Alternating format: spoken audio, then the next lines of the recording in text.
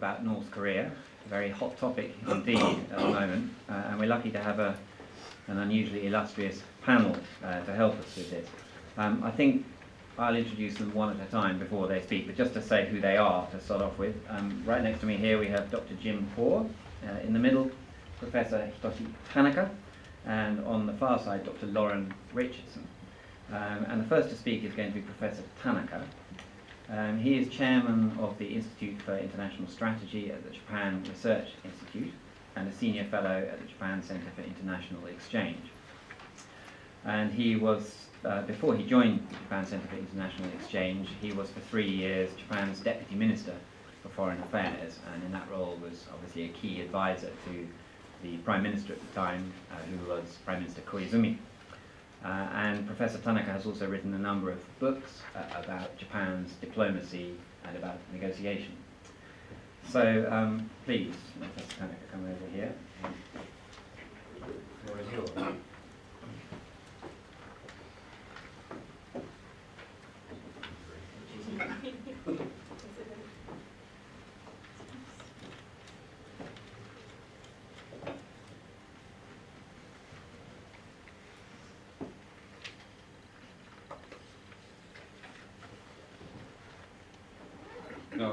Good evening. Hitoshi Tanaka is my name. I feel a bit dizzy because of the jet lag. I arrived here yesterday, but I was here 2 weeks ago as well.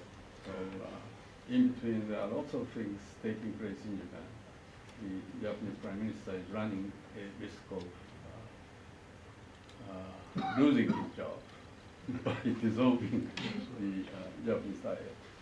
But the question of North Korea is very much talked about, even in the Japanese general election process, because clearly North Korea threat in terms of the nuclear weapon development and missile development is quite huge here in Japan as well. So let me talk about the question of how to cope with North Korean nuclear development.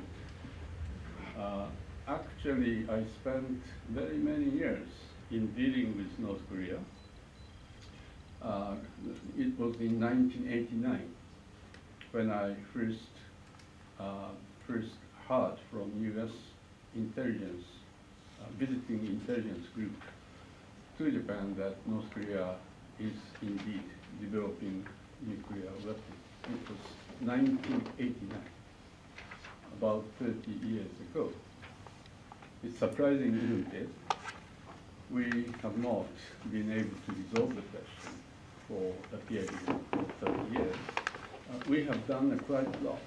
I took part in almost everything, starting from 1994, the framework agreement between the United States and North Korea, in which we decided to provide 2 nuclear reactors and heavy oil for their where their demand of electricity.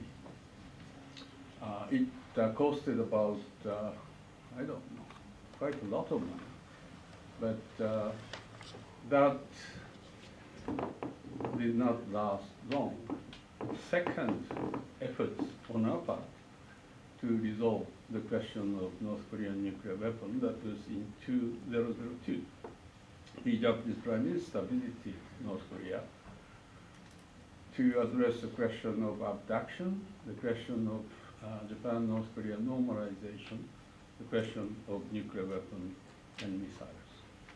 And we produced a rather comprehensive document called the Pyongyang Declaration.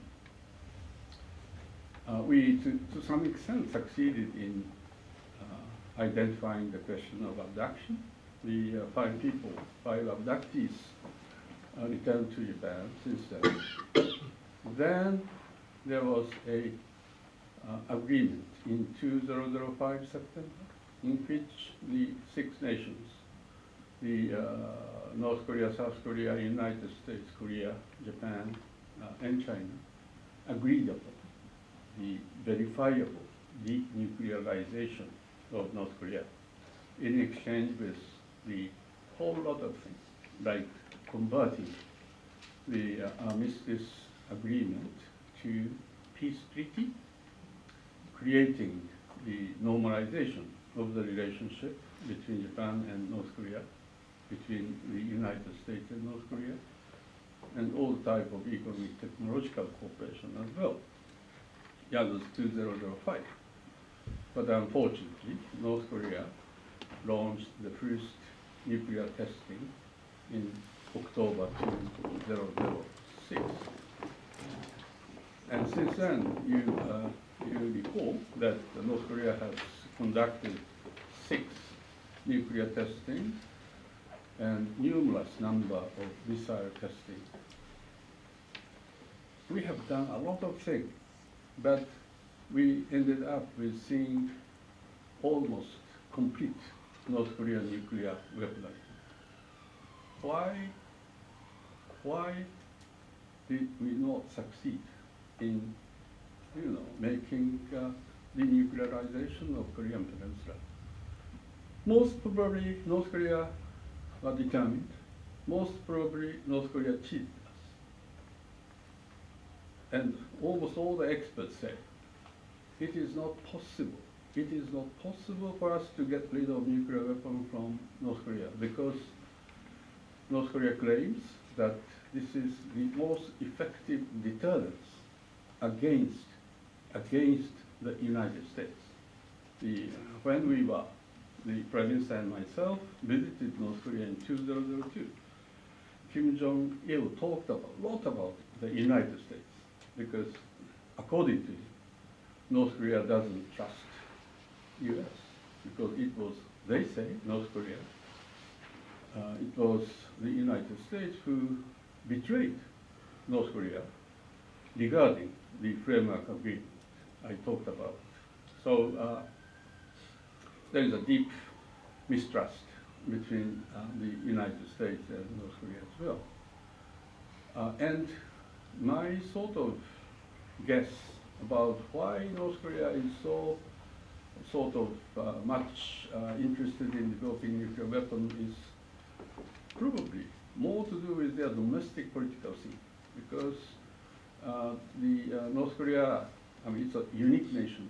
North Korea does sort of has been managing the nation with a kind of charismatic leadership. The Kim Il-sung, Kim Jong-il, and Kim Jong-un. Kim Jong-un, very young person without much experience, he sort of converted the military first policy to the policy centering upon political party. And he sort of used ruling by terror, by killing all those people. He needs probably the strength to run the nation. The nuclear weapon, the missile, those are the devices for the President Kim Jong-un to govern the nation. So almost all the people say that it's not possible for us to get rid of nuclear weapon from North Korea. Do you agree? I have spent more than 30 years in dealing with the question of North Korean nuclear weapon, and here we are. But just like myself, consider that there's one way for us to be able to deal with the question of North Korean nuclear weapon. One way meaning that without using military means, if there were to be military confrontation between the United States and North Korea, Japan would have to suffer from the consequences of the military confrontation between the two nations. So we would not like to see any military sort of confrontation between two nations. Without it, how could we resolve the question of nuclear weapon of North Korea? There's only one way. One way. This is to show to North Koreans, yes, you cannot survive with your nuclear weapon, but you can without that. That is the only way for us to be able to get rid of nuclear weapon from them. You can survive, while you maintain nuclear weapons, but yet you can survive when you get rid of nuclear weapons. That is the only way. What should we be doing for that? We need to make North Korea completely isolated from the rest of the world. We will have to make sure that we exert maximum pressure on them. For that, what do? We need China and Russia on board. Unless, as long as Chinese Russians provide oil and all sort of funding and etc., there is no way for us to demonstrate to them that you cannot survive. So this is the thing. But yet Chinese has got their legitimate reason why they don't want to exert maximum pressure on North Korea. You know the reason why. They say that if North Korea were to collapse out of receiving strong pressure, out of isolation, they say North Korean current regime would collapse. As a result of the collapse of North Korean regime, there would be massive refugee from North Korea to China. Chinese, the area adjacent to North Korean border, Chinese got about 1 million North Koreans. And if there were to be massive meaning several, 20 million or so, North Korean refugees went there, then it's going to be a very serious domestic issue for China. The second reason they say is that what if the North Korean current regime were to collapse? There's going to be the US influence, right at the border. They will lose a buffer state for their interest. So those two reasons, I think I can understand why they say so. So what we need to be doing is to assure to them, yes, we are able to take care of refugee question. Yes, we can take care of your security concern of losing buffer state. For instance, Secretary of State Richardson talked about 4 no's. One no sort of includes this, the assurance on the side of the United States. Indeed, the United States does not pursue the sort of excuses to send troops to north part of the Korean Peninsula.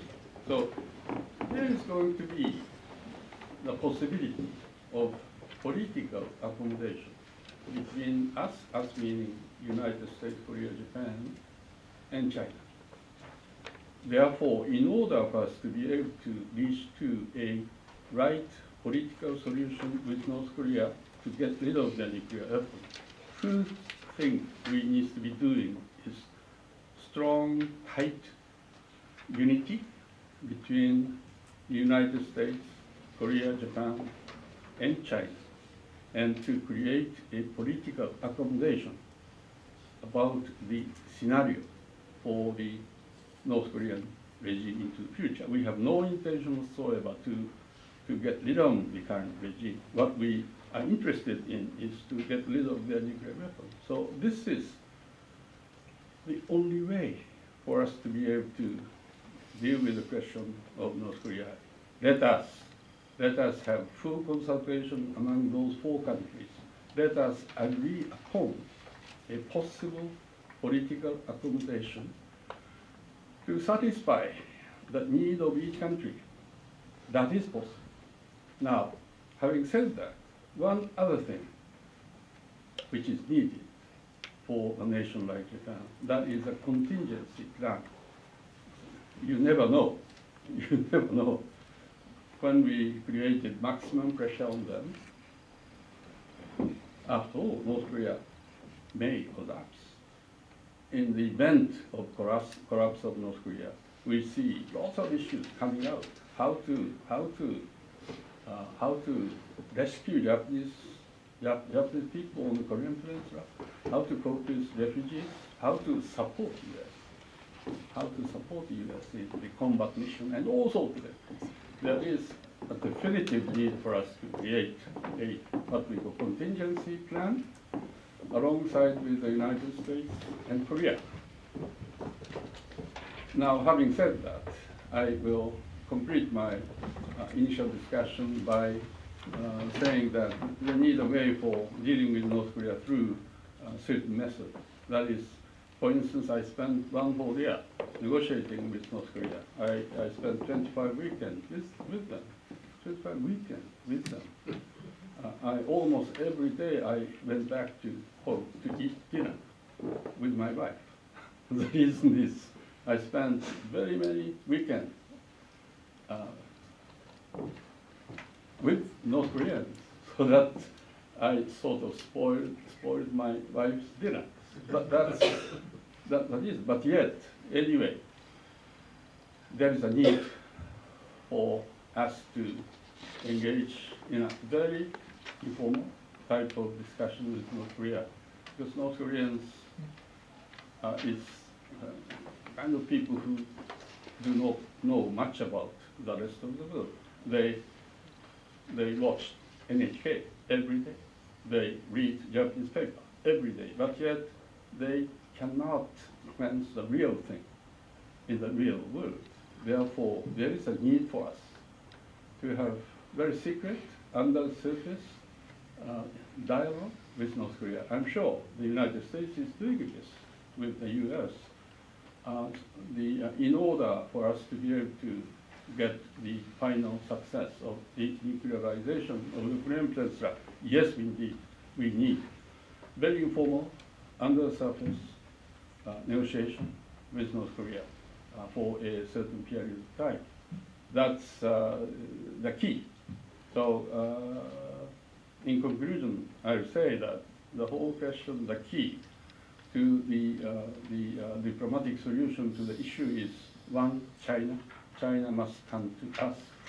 One, the contingency planning, and third, method of negotiation at the outset, it must be on the surface, informal dialogue. So I'll stop here. Thanks very much.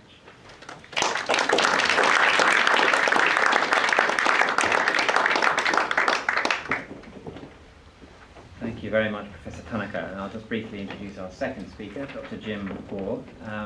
He's an academic and historian specializing in diplomacy and diplomatic history, particularly to do with the Far East, and I think within that also particularly to do with Korea. And I suspect he's the only person in this room who's ever lived in North Korea. But I think you were there, I think, for about 2 years. Yeah, and was involved in setting up the British Embassy there. And Jim has written a number of books, including one very relevantly entitled Korea, the Past and Present, but I suppose we're going to talk about Korea, the Future. Now, anyway, please, over to you. Don't applaud till the end, never. Very wise. Thank you. I was actually, although I was trained as a historian at SOAS and did a PhD at SOAS on Japan, and have come back, in fact, in later years to work on that field again. So Japanese treaty courts is my real area of expertise. But I joined the Foreign Office in 1969, and I joined the research analysts. And for the next 33 years, I worked on East Asia, mainly China, but increasingly on Japan and Korea. And my contacts with Korea, North and South, go back to the mid-1970s. I don't often disagree with previous speakers, but I think I would disagree with much of what the speaker has said. However, I was asked to talk about Britain's role, and that's pretty quickly done, I think. Britain's interest in Korea has always been minimal. It briefly peaked in the mid-1880s, when we occupied part of Korea. We occupied the Commando Islands, or Port Hamilton as it was called down the south. And then political... Could you speak up a little bit, please? I'm sorry, I'm probably not right in front of the microphone. I do remember the days when my voice was so loud I didn't need a microphone. They've gone, alas.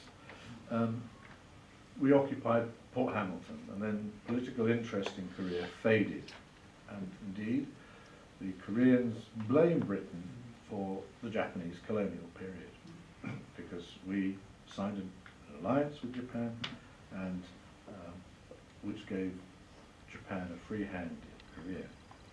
If you don't believe me, read the speeches of former President Park Chung-hee, and you'll see Britain there mentioned. They don't mention it very often now, but Britain is still seen as something of a villain of the peace. We had no relations with North Korea until December 2000, when we established diplomatic relations at the request of the South Korean government. South Korea then had a president, Kim Dae-jung, the most imaginative president it's had in many ways, but who saw that a solution to the Korean dilemma, the division of Korea, was not going to be easy, and it would be better if the two sides got to know each other and worked accordingly towards that goal.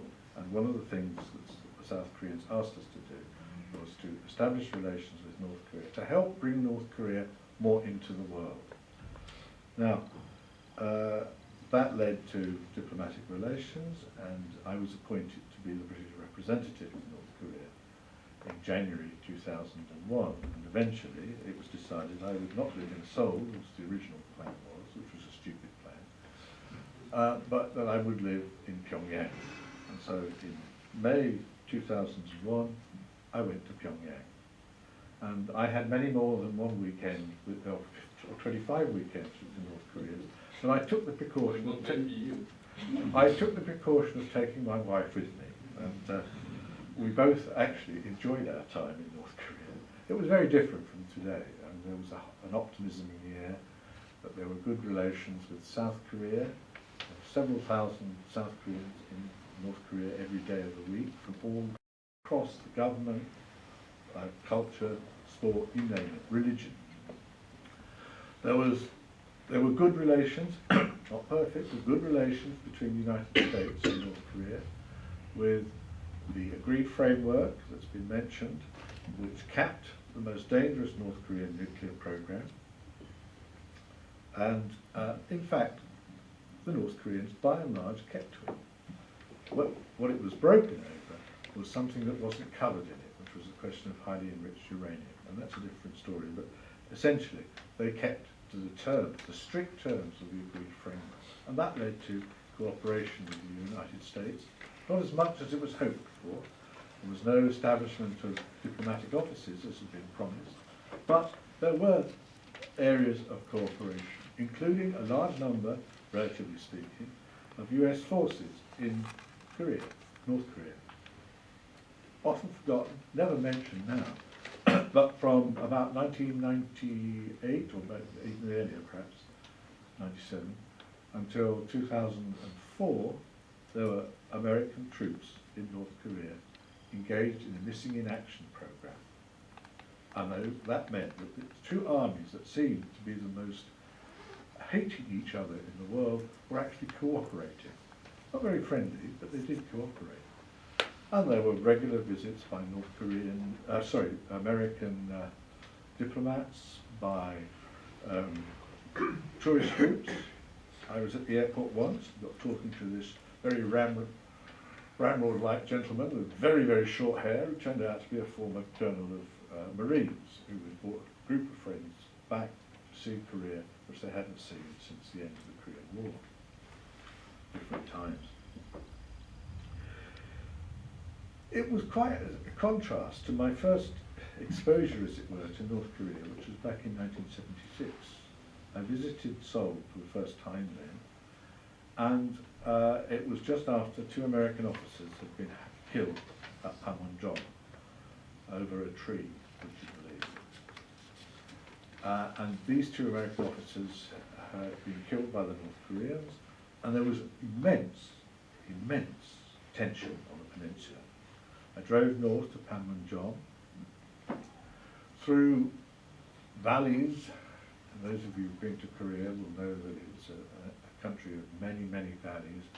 Valleys and the beds of each of which were filled with US troops, with armoured vehicles of one sort and another. Tension rose very high indeed, but it was diffused. How was it diffused? Well, they talked about it at Panmunjom, and the tension receded, as it had done many times before. The idea that somehow we are in a unique situation at the moment in terms of tension is not completely true. It is true that tension has been apparently high, but much of that is actually press build-up or media build-up rather than reality. If you look at what the two sides have actually done, apart from Mr. Trump and his tweets, I don't tweet, thank God, but apart from that, they haven't actually moved on to a war footing. The United States has moved a few extra military units. It's moved a few ships when it could decide which way they were sailing. It has flown aircraft sorties towards North Korea. And it's also said this is the first time that's happened. When I lived in Seoul, because I also spent 4 years in Seoul in the 1980s, every day at noon there was a sound barrier break as an airplane called the Blackbird, the SR-71, flew very high. It was a reconnaissance plane. It was not armed, but it flew so high that North Korean anti-aircraft wouldn't have hit it.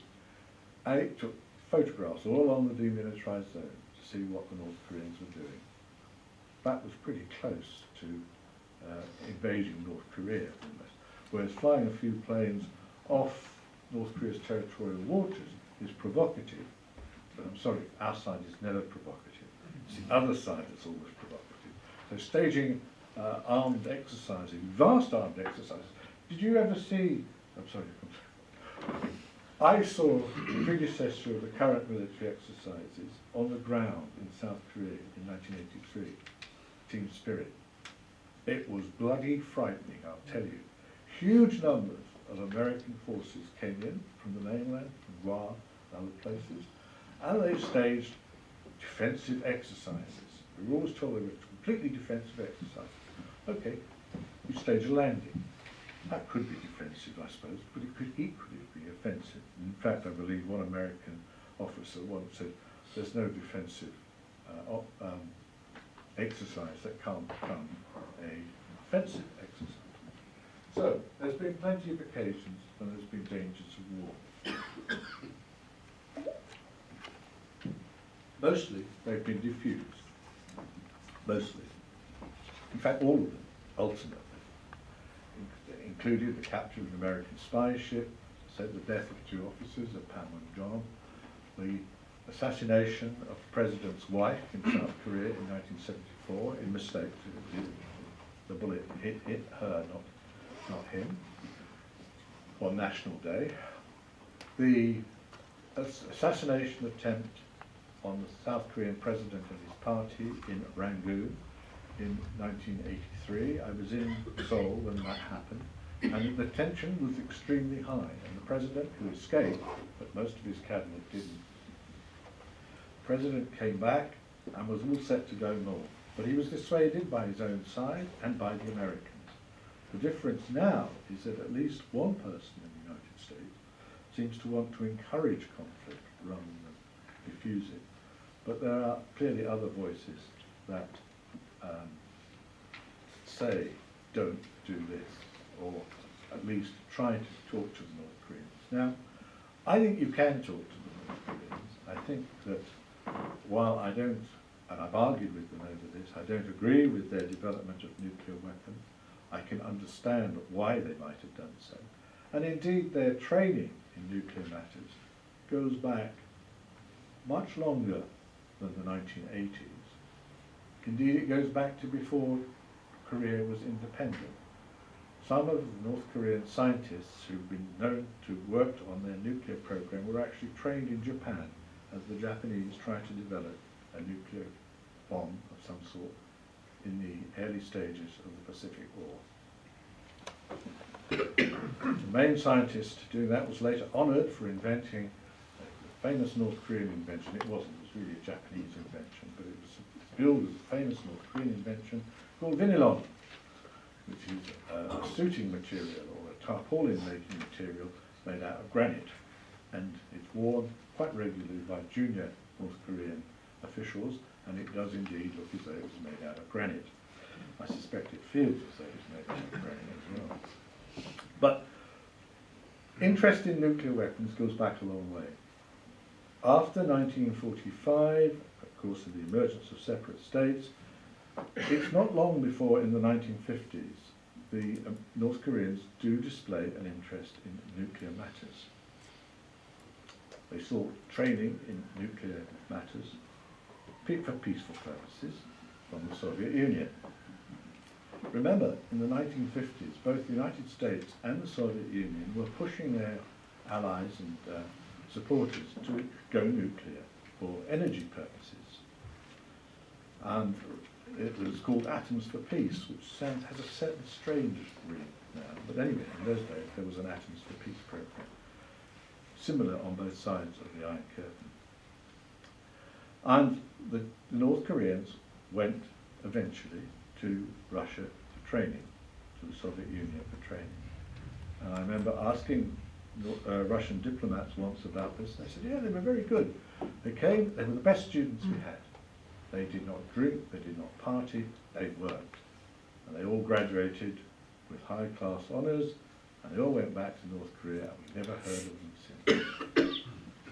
In 1964, when the Chinese exploded their first atomic bomb, the North Koreans asked them for the technology, and the Chinese refused. The Russians did not give the North Koreans their military nuclear technology, they gave them civilian nuclear technology, but it didn't matter because you could turn one against the other. In the 1960s, the North Koreans also faced the dilemma that their two principal supporters, the Chinese and the Russians, both began eventually talking to the Americans. Not only that, but the Russians, who were really far more important in those days than the Chinese in North Korea. China was still a pretty backward country in the 1960s. But the Russians had backed down over the nuclear challenge that was Cuba. So how could the North Koreans depend on them for assistance if they were attacked? The Soviet nuclear umbrella was clearly not very reliable. Similarly, the grave doubts about the Chinese developed particularly after 1972 and the China-US rapprochement. North Korea felt that its two allies could not be relied on. And I suspect that it is when really strong pressure to begin looking at a military nuclear option began. It began in South Korea at the same time, and the Americans stopped it, threatening to withdraw all protection to South Korea if they continued with their nuclear program.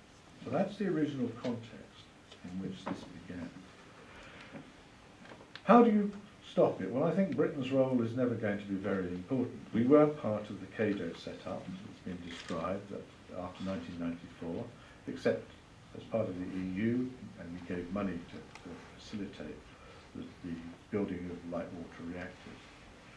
By the time I left Pyongyang in late 2002, that program was years behind schedule, for whatever reason. But just before I left, in September 2002, I went, along with other diplomats and a lot of people from the United States, to the concrete pouring ceremony for the light water reactors over on the East Coast. And that then stopped effectively that autumn. It stopped when Assistant Secretary James Kelly, the first representative from the Bush administration, came to Pyongyang. Now the North Koreans were expecting a harsh time with Kelly. They had not spoken to any member of the Bush administration, and they were being accused of cheating. The Bush administration made it quite clear it did not like the agreed framework, and Kelly came and effectively challenged them and said, you're breaking the agreement because of the highly enriched uranium program. They at first denied it, and they later admitted something, which they later said was not highly enriched uranium program, but something else something even mightier. One of the things you have to remember with North Korea is there's an awful lot of rhetoric out there and not necessarily much behind it. Anyway, Mr. Kelly, the first visitor, arrived in an aeroplane which had no communications facilities. So Mr. Kelly came and used my communications facilities, which were classified what the Americans called limited official use, and we call restricted, and it means peanuts. It's no hardly any cover at all. And they typed their secret telegrams on our computers, our laptops, which had no classification. They were unclassified. This was the strangest mission I've ever met, I can tell you. They refused to talk further with the North Koreans. They refused to attend the dinner that North Koreans arranged for them, and they just went. They came on the Thursday, had their talks on the Friday, and left on the Saturday. So I saw a little of this at first hand. And then by January, effectively, the agreed framework was killed. Mr. Bush stopped supplies of heavy fuel oil. It had always been difficult to find the money from Congress anyway to use it.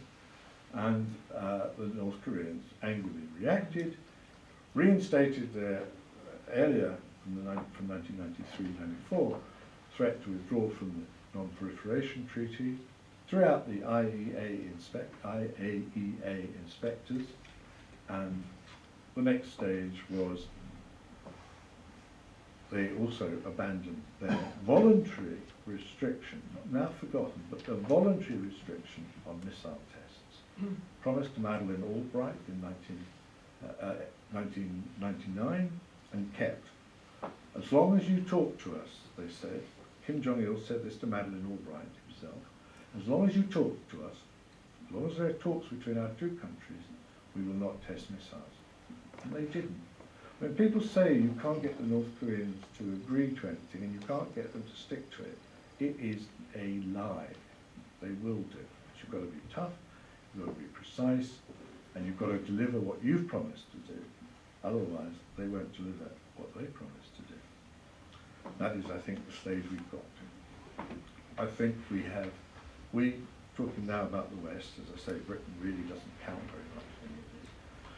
We still have an embassy in Pyongyang, but it doesn't deal much with the North Koreans. We've just stopped our teacher training program.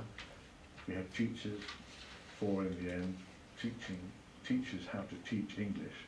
Don't say that late at night.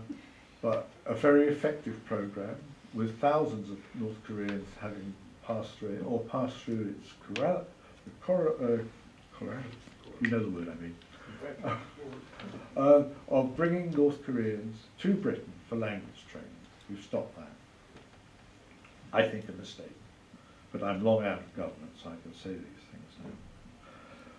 We have to, and here I tend to agree with the speaker, we have to talk to the North Koreans. We have to accept that they do have concerns, and it is not just that they're evil. You may not like the regime. I think it can be a very nasty regime. It can be bloody, and it can be very bloody-minded and difficult to deal with.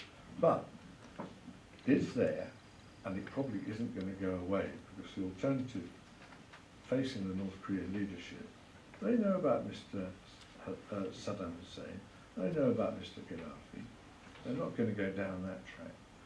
So, unless you take account of that, unless you take account of their interests, and quite often that doesn't happen. 2005 agreement was a good agreement, lots of things in it. 2 days after it was signed, in the US case by State Department officials, the US Treasury slapped a whole series of economic sanctions on North Korea. That didn't send a very positive message.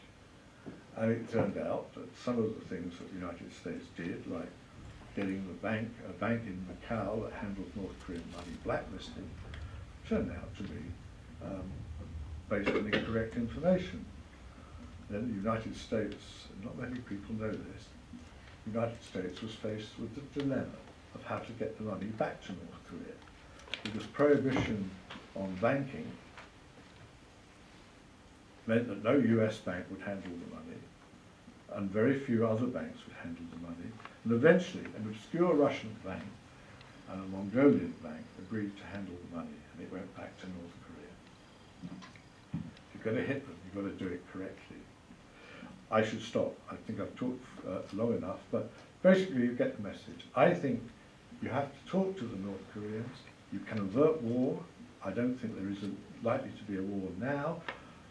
And if it does, it's probably not going to be the North Koreans who push for it, because they, some of them at least, know that they are very vulnerable and that they may have a few rockets and they may have a few nuclear warheads.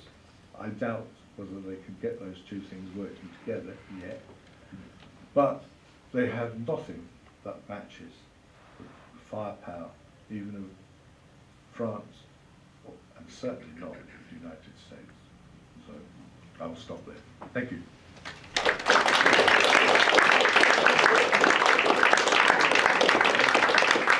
Right, thank you very much. And our third speaker is Dr. Lauren Richardson, and she is currently a teaching fellow in Japanese-Korean relations at the University of Edinburgh. And she very kindly spoke for us only 2 or 3 months ago in an event we had talking about Asia slightly more broadly. The reason we've been trying to make maximum use of her is that she's about to go to Australia in December, where she's taking up a new post at the Australian National University. But she's an expert in Japan, Korea diplomacy, and I'll hand over to you on that one.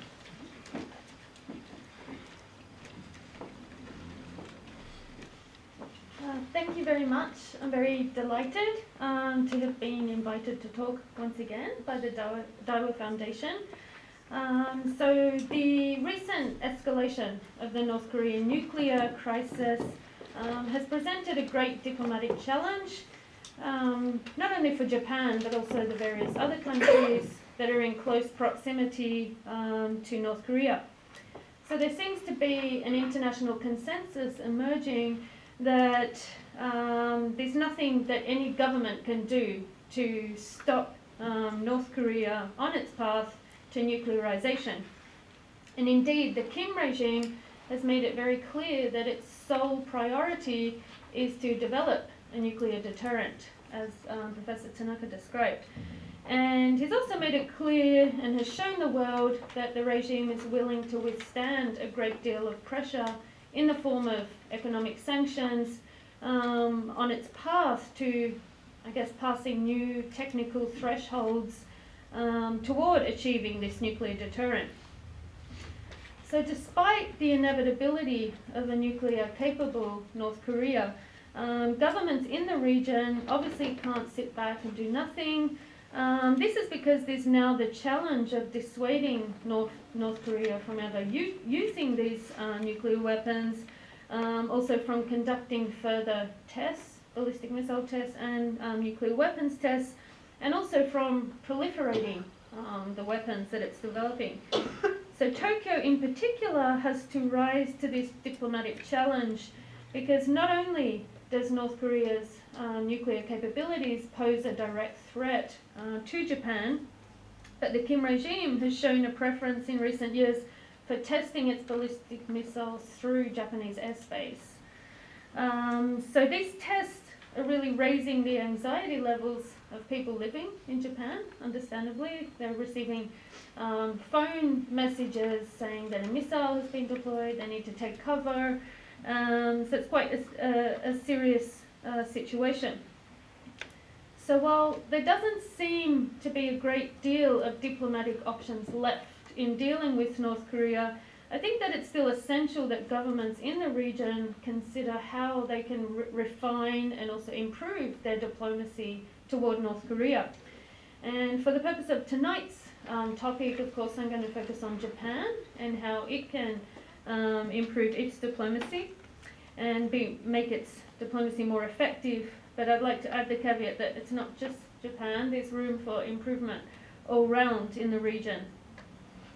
So since the turn of the century, there's been a rather troubling aspect of Japan's North Korea diplomacy, and that is that the matter of Japanese citizens who were abducted by North Korean agents in the 1970s and 80s has become completely entangled with the matter of dealing with North Korea's nuclearization. And not only have these two issues become entangled, but the abductee issue has actually taken precedence over the nuclear weapons issue. And there's a lot of evidence of this, which I can't go into tonight. And so I would say that the abductee issue has really undermined Japan's diplomacy in dealing with North Korea's nuclear program. So I'm not going to go into detail about how the abductee issue came to be so predominant in Japan. There's been some really great scholarship on this by Richardson, Celeste Arrington and others, describing the process of how the abductee issue became really politicized domestically. But suffice it to say tonight that it's been ever since, as Professor Tanaka mentioned, the North Korean government formally acknowledged in 2002 that North Korean agents had abducted Japanese citizens in the past. Okay, so this led to domestic uproar, and it also meant that the issue came to acquire domestic political utility for politicians in Japan wanting to get elected. So the entanglement of the abductee issue with the matter of denuclearizing North Korea first became apparent in the six-party talks, which were held intermittently since 2003. And these multilateral talks were really the best and only opportunity for countries in the region, or governments in the region, or who were involved in these talks, to really try to curb North Korea's nuclear weapons program. And obviously there were a lot of challenges involved in that.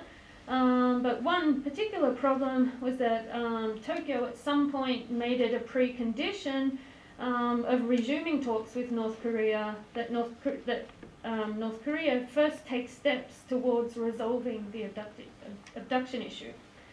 Okay, so there were other factors at play in why the talks did not move forward, but the abductee issue at some point became quite a major obstacle to that.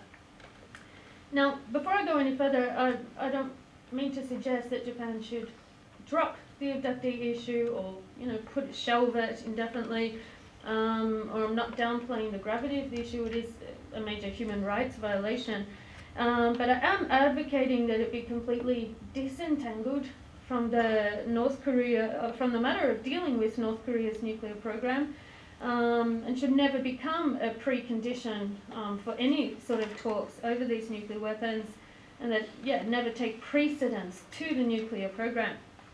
So you may be thinking that, this is very unlikely given, the recent escalation of the North Korean nuclear weapons program, that Japan wouldn't even think of doing that now. But there's every reason to be concerned that the abductee issue is still going to dominate Japan's diplomacy with North Korea.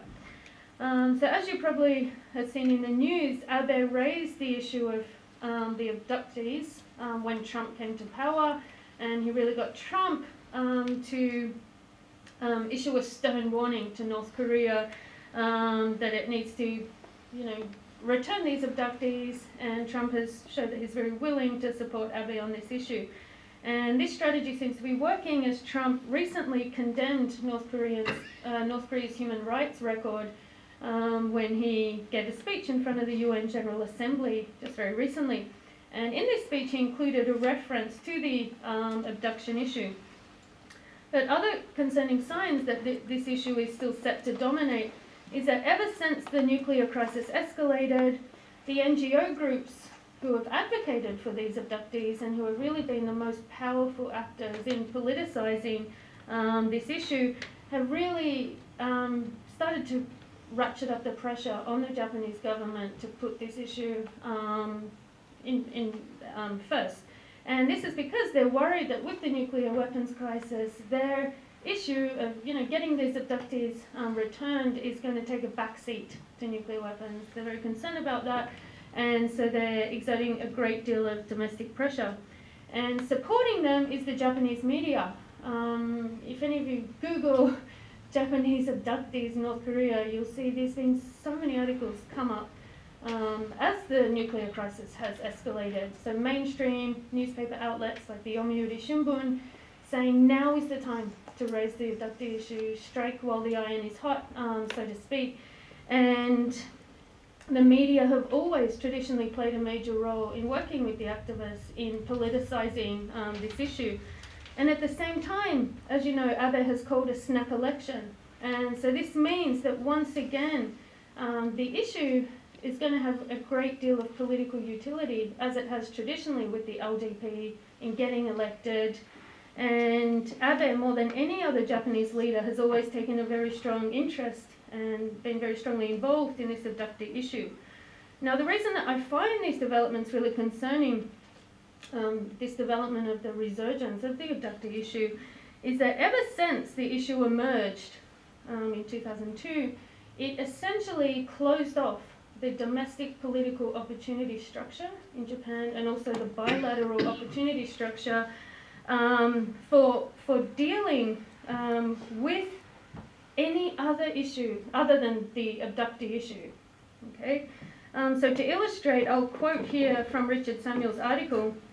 One Diet member said that it would be political suicide even to suggest the proliferation of nuclear weapons ought to be of equal or greater concern than the release of the abductees.